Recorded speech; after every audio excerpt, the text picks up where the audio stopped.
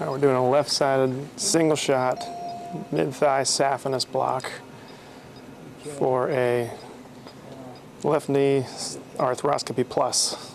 Do more than just your average arthroscopy. We're going to be doing some open patellar tendon debridement and some other more stimulating portions that you wouldn't expect in a typical arthroscopy, so we're going to expect some analgesic needs here. So Dr. Hickman scanning about mid-thigh here.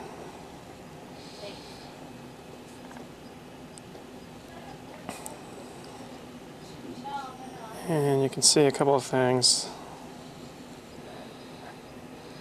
First of all, you're looking for the easiest landmark of all, which is going to be the big femoral artery. And just superficial to it, which in anatomic terms is essentially medial, is the sartorius muscle. This whole muscle here. Dr. Hickman scanning downward, and as you scan down the leg, you can see that the artery starts to dive away from the muscle. And you see what I call the kissing baleen whale sign, about a hand's breadth above the knee. I'll show you where we're at relative to the leg there. About a hand's breadth above the knee. What exactly are we doing right now? You can see where the sartorius muscle comes together, joins the vastus medialis. Yeah.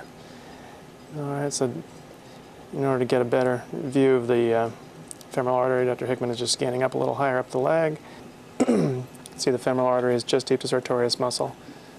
Anterior is on the right, posterior is on the left, and you can see there's a hyperechoic structure here. You can also see there's a hyperechoic structure here, and it's actually quite easy, as I did just a moment ago.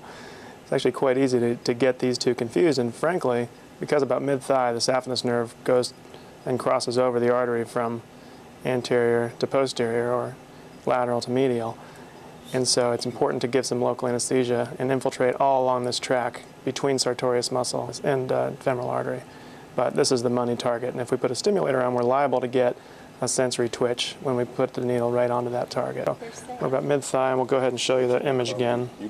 About mid-thigh there, and that looks like a good target, coming from lateral to medial in plane. Extend. 1, 2, 3. I thought you gave him some medicine to relax. Back. A what? Spinal tap. I've done that too. Wow, that stinks.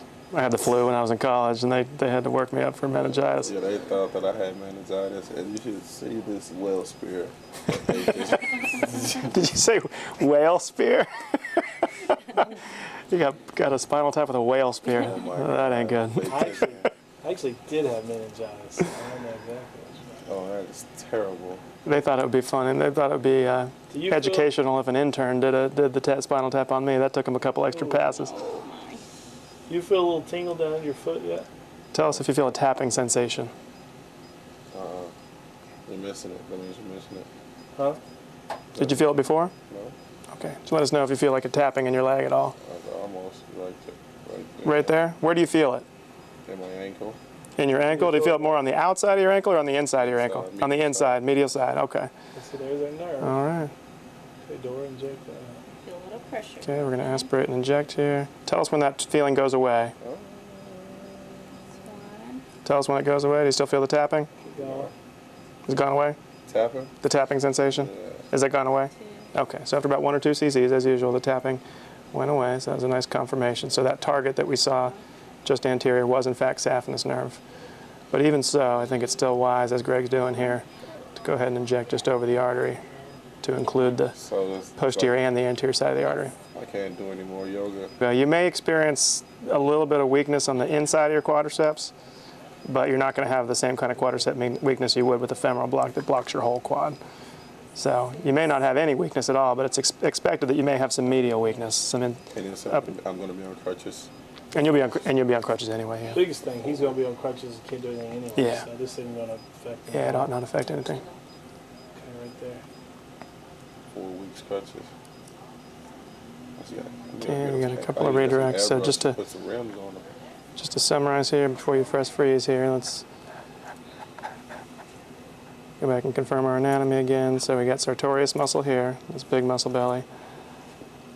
Got femoral artery just deep to it, technically lateral to it in anatomic terms, and then if you can just do some tilting, we'll see if we can't make that saphenous nerve just around 2 o'clock relative to the artery, nicely encircled with local anesthesia there. And we did, for good measure, added some additional local anesthesia just between the artery and the muscle as well, because sometimes we have found that to get complete pain relief requires infiltration along this path here. He says he doesn't think we're going to knock him out. That's I'm just saying.